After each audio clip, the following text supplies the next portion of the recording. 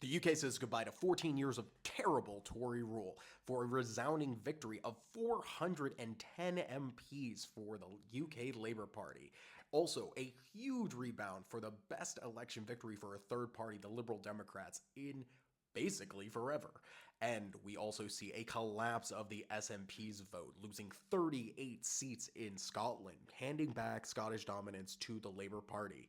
If we look at all the districts colored by the parties they went with, we see a huge diversity across the country, with every party represented almost in every area, except for the specifically regional ones. But it becomes even more apparent when we just look at the seats that changed hands, and we see the overwhelming shift to the Liberal Democrats and the Labour Party.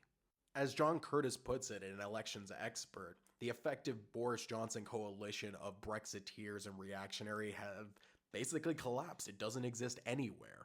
Even in their core vote around Brexit, in areas that voted less than 45% leave, they lost by 12 points on average. In areas that supported leave by more than 65%, they lost by 27 points. These are shocking numbers. But the collapse of the traditional right has brought in far-right challengers, with Reform taking 4 brand new MP seats, including their leader Nigel Farage, former Conservative Lee Anderson, and party chair Richard Tice. Aurelian Mondon, a far-right researcher, has continued to warn that the intense focus by the media on the far right to uncritically present them constantly on the air has allowed them to achieve these victories in short order, as the UK had another election of Nigel Farage hype. The far right, which has never performed well electorally and nationally except for one European election. But of course, there's a hyper focus on it. This election also showed the problematic usage of the term populism and populist to describe figures like Nigel Farage on the far right. Populism allows them to claim a sort of popular mandate or to be speaking for the people. It is important that journalists and our politicians describe exactly what they're doing. They are far right, they are fascists, and if we continue calling them just populists, it allows them to do the easy work of making themselves appear less extreme. It is also important to understand this election was very much about people disliking the Tories, not about people particularly loving Labour. The first past the post election system allows for the Labour Party to get only 33.8% of the vote and get 2/3 of the MPs in the parliament. This shows that elections can be won and lost on a very small percentage difference. There's only 10% difference between the Labour and the Tories, but the distance between MPs is massive. Likewise, Reform was getting 14.3% of the vote nationally, but will only end up with 4 MPs. Thankfully, but this shows a major problem of the system.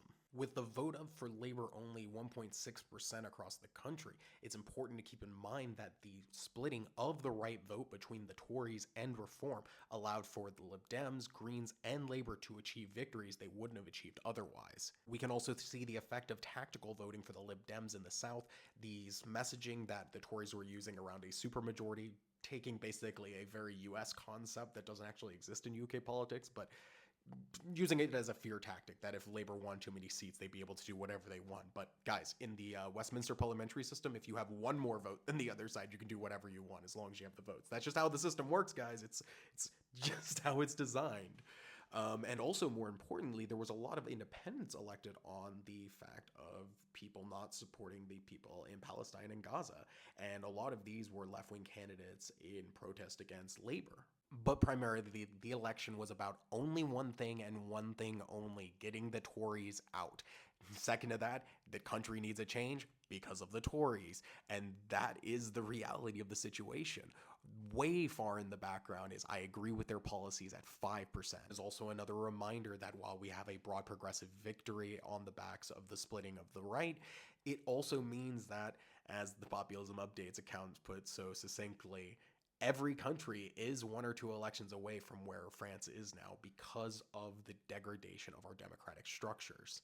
This UK election has one of the lowest turnouts in UK history. And not only that, we see this wild mismatch between vote percentage and the amount of seats gained. 34% of the vote, 65% of the seats. We also see a collapse of the traditional two-party structure, with the UK being effectively a multi-party system, but stricken by the fact that it has first past the post, which means it allows for the two larger parties to retain a lot more power than they would otherwise. We also saw 4 resounding victories for the Greens, which effectively were not talked about or discussed in the main media at all, and they were basically obsessed with boosting Nigel Farage.